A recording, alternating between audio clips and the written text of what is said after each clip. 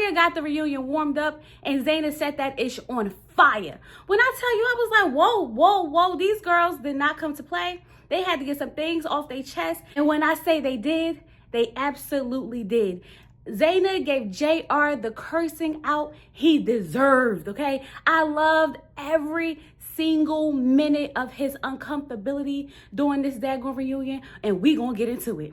Hey y'all, it's Chloe and we're back with another video. You guys, we are here to review the Ultimatum Marry Me or Move On reunion. But before we get into the things of the things, if this is your first time here, I need you to do me a favor. Sit back, relax, watch the video through, and if you like what you see and you like what you hear, go ahead and hit that subscribe button. If you're one of my lovely members or subscribers, hey y'all, how y'all doing? I'm doing okay. And I'm ready to get into this review, so let's go ahead and do it. So we start off with Mariah and Caleb, and they seem to be happy. They're still engaged. They're planning on having their wedding in summer of 2026. Caleb said that this process has taught him a lot about himself. Him and Mariah have had a lot of deep conversations, and he learned that he wasn't a good listener, and that's something that he's been working on. So Vanessa was like, oh, that's all cool and everything, but we know that you was partnered with Arya in your trial marriage. So have you two had any conversation or communication since then just to check in on each other? And both Caleb and Mariah was like, no. And Arya was like, but you be watching my stories and you be liking my stories. And I said, hold up now, hold up, Arya, what's going on? So apparently he's been watching and liking her stories. Caleb said that he's been liking Zaina's stories too. He be watching her stories too. It's no big deal. And she was like, but then you was watching my stories for like a whole week and a half. Then you blocked me. Then you unblocked me. So Arya's like, I don't believe you at all, Caleb, okay? You're capping and you sitting around acting like you all happily married, and I don't believe it because you two seem fake to me. She said that they're not genuine. She said through this whole process, they were talking every day. He was on the phone in the bathroom with Mariah for hours, 2 hours at a time. And I was like, whoa. Arya, why are you so upset? So this is what I think it is, okay? I think Arya still has feelings somewhere deep down inside for Caleb. She just probably doesn't want to admit it straightforward, but why else would you know that this man had you blocked and then unblocked? And then you was like, checking to see if he was watching your stories. It sounds like you was lurking on his page too, sis. I'm just saying. Mariah's like, hold up, wait a minute, bring it back. Because I didn't know nothing about no blocking and unblocking. What's all that about? And Arya's like, and don't even try to lie because I have the screenshots. Yeah, Arya, you're coming off a little bothered. Now, I do understand being frustrated at them, talking through the whole process, but don't act like you wasn't lurking just as much as him. Mariah was like, it feels like Caleb just can't be honest. Because watching the season back, she realized that Caleb and Arya had an emotional connection, and she kept asking him over and over, and he kept saying it was no connection. Caleb said that he felt as though because it wasn't a romantic connection and no boundaries was crossed, there was no need to tell anything. And Mariah's like, I'm a big girl. I can handle it. You should have just been honest. Scotty jumped in and was like, well, I told Arya everything. I told her about us holding hands and everything, even if it made her uncomfortable. Caleb feels like, he messed up and he should have. Mariah's so upset because she feels like she really should have been even madder in the moment. And I'm like, you didn't know. You only knew what he was telling you. And for everyone who was questioning where that connection that I saw between Caleb and Arya coming from, baby, it was there. It was there so much that Arya still kind of wants it because the way she was riled up during this reunion talking about how she didn't feel like they was being genuine and they not happy and he checked her stories, it seems like it's because she definitely still has a thing for Caleb. So then we get over to Arya and Scotty because they were also engaged and we want to know, hey, y'all still engaged or not? Thank God they are not still engaged. They did move in together. They did try this whole relationship thing, but it just didn't work out. Didn't I tell y'all it wasn't gonna work out? Didn't I tell y'all that by this reunion, they wasn't gonna be together? So Vanessa's like, so when did y'all call it off? So apparently she called it off the very next day. Because he wanted her to tell her family and stuff like that. And she just wasn't here for it. She didn't feel good about it. She said she really said yes because he said all the things that she'd been wanting to hear through their whole relationship. He said that day, and so she said yes. Scotty said that he made a mistake by saying all those things, knowing that it was going to make her answer emotionally. No, Scotty, you did that on purpose because you're a manipulator. You just didn't want her to say no and embarrass your ass on TV. Just say what it is. You did not want her to embarrass you, so you overwhelmed her with emotion. We already know that she wanted to say no. We saw the pause in her face before she said yes. We knew it. So they asked Zaina how did she feel watching it. Zaina said that she was a little bit surprised, but she also knows that Scotty has rejection issues. So yeah, it probably was the best thing for her just to say yes and call it quits the next day. That's the only thing I could think of. So let's go back to what happened between Scotty and Arya that really caused their relationship to fall apart.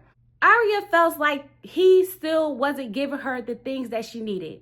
And she kept telling him like she wanted to go to therapy with him, have couple therapy, and he just wasn't moving at her time. They said it was a lot of things that happened in between. She lost her grandmother. She had a miscarriage. I'm so sorry to hear that. As someone who had a miscarriage, I know how that can affect you emotionally. But sometimes things happen in your life as a blessing in disguise. That's all I'm saying. That's all I'm saying. But nonetheless, Scotty said he did want to go to therapy. It just wasn't at the time that she wanted to go to therapy. She said, it was a whole year. You had a whole year. I'm tired of asking you. I'm tired of telling you what I need. You should just do it. And I was like, oh my God, Arya, she's spiraling. She was spiraling a little bit. I'm going to need her to take some time and get some therapy individually.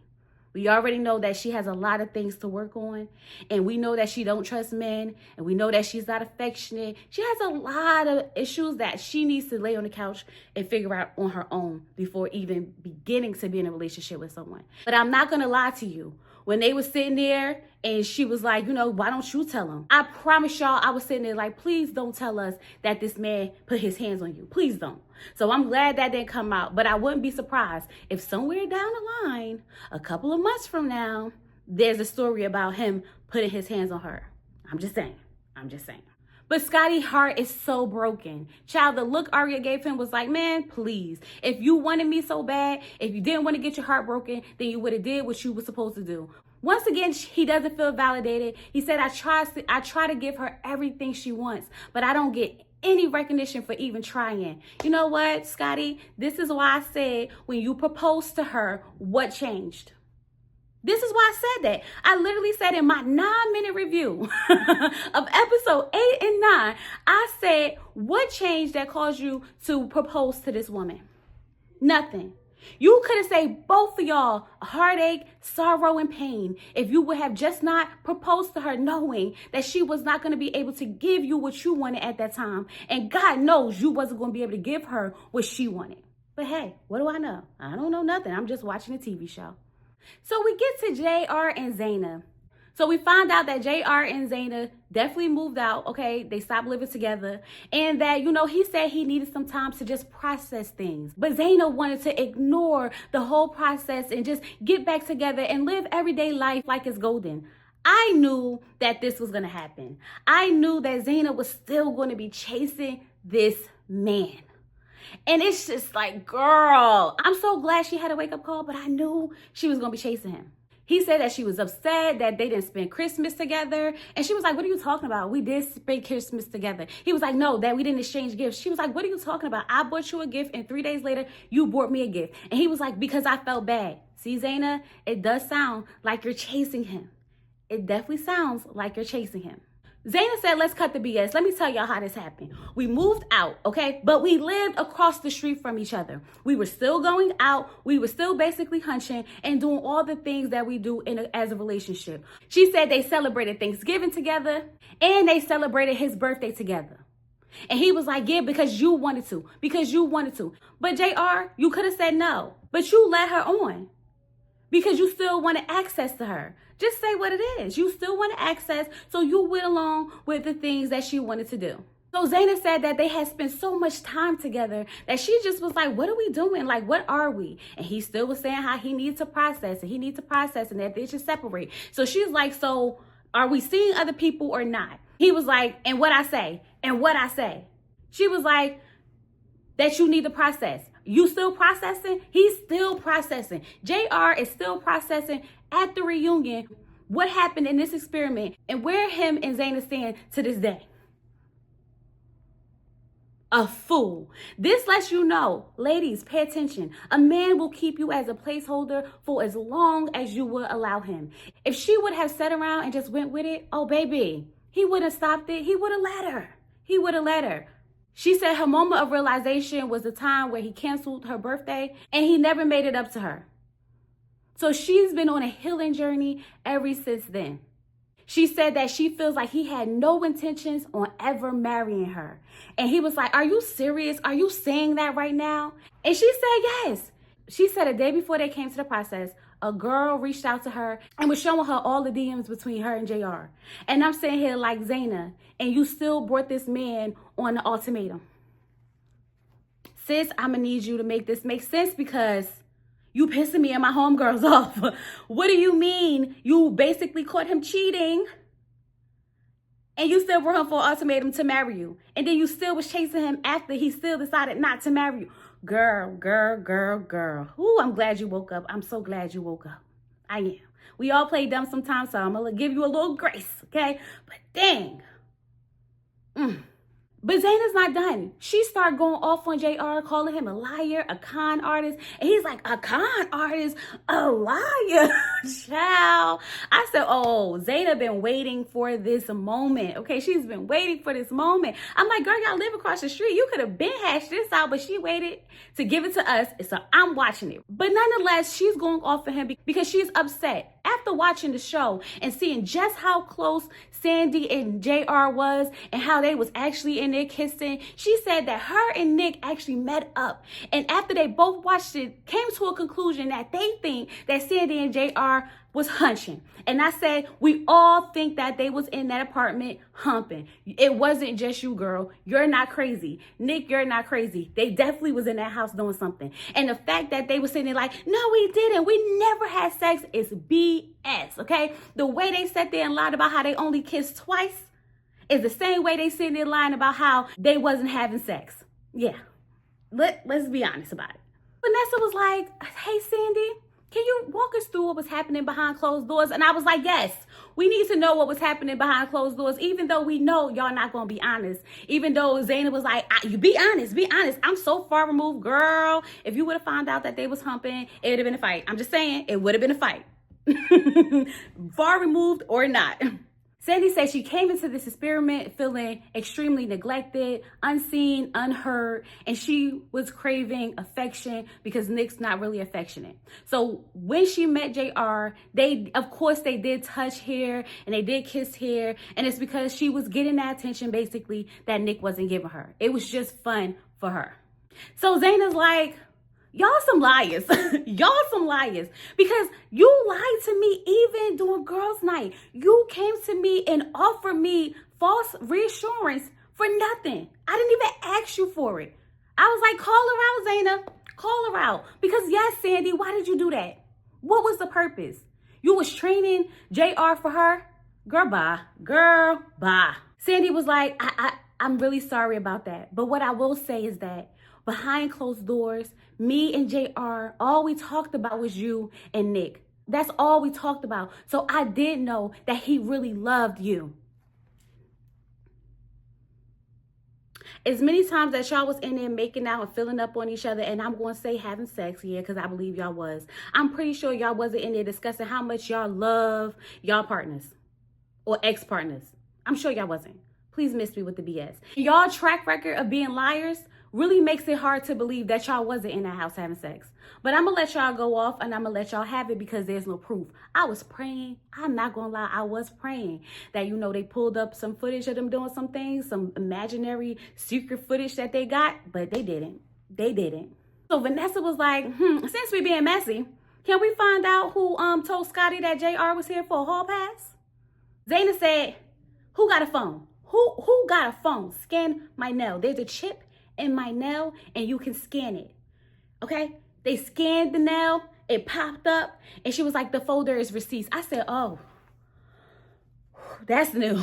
That's new. Now listen, I know you can put the chips to the nails. I'm not new to this. I'm true to this. I know all of that. But I did not think that that was where she was going to pull the receipts from. But baby, it gave what it needed to give, okay? So we get the messages, and basically it sounds like Arya was the one who said it.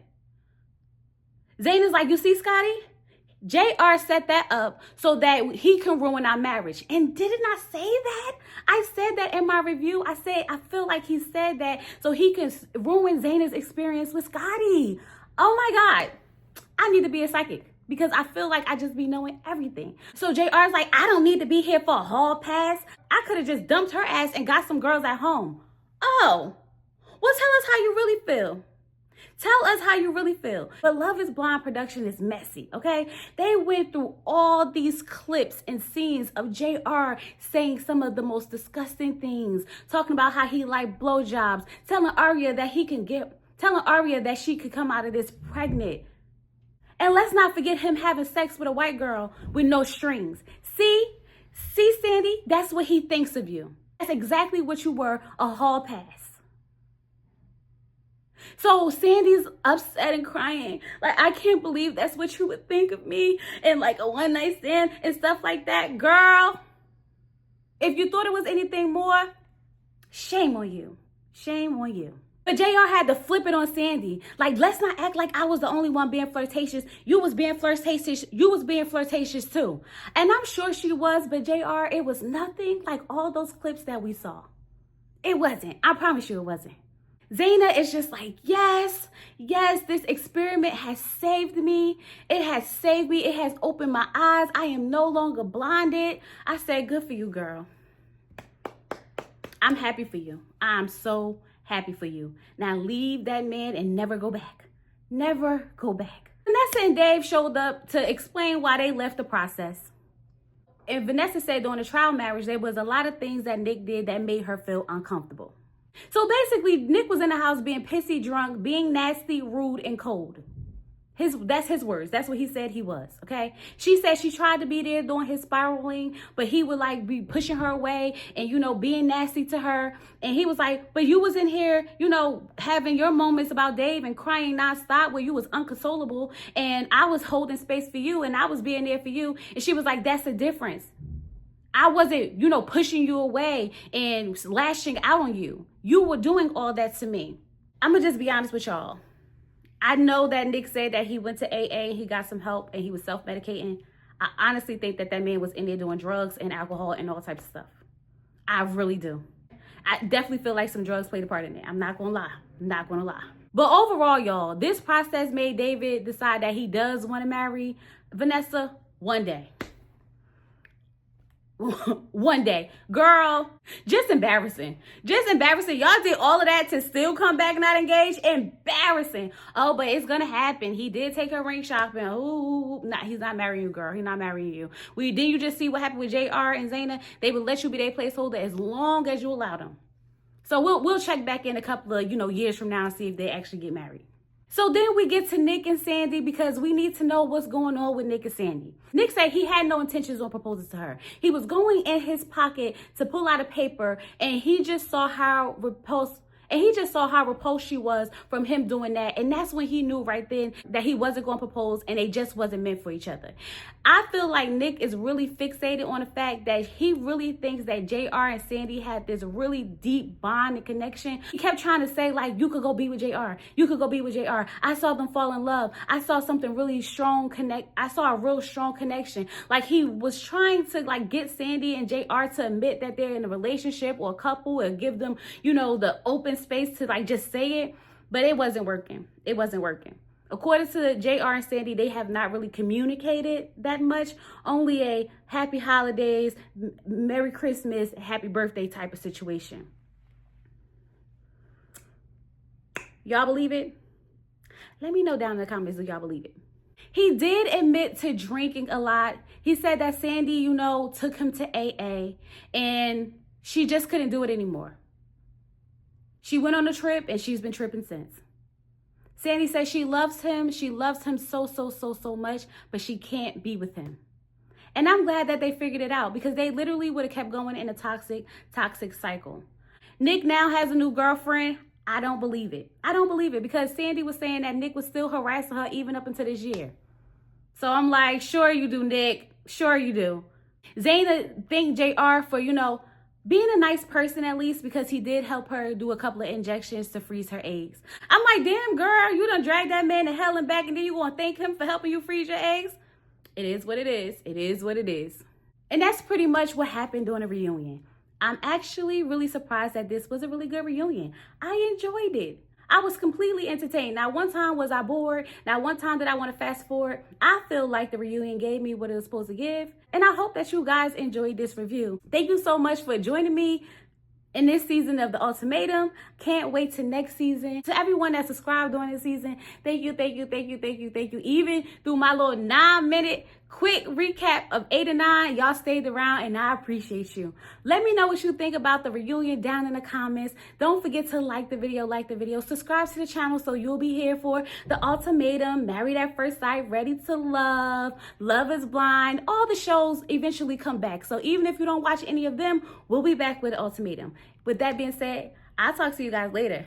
Peace.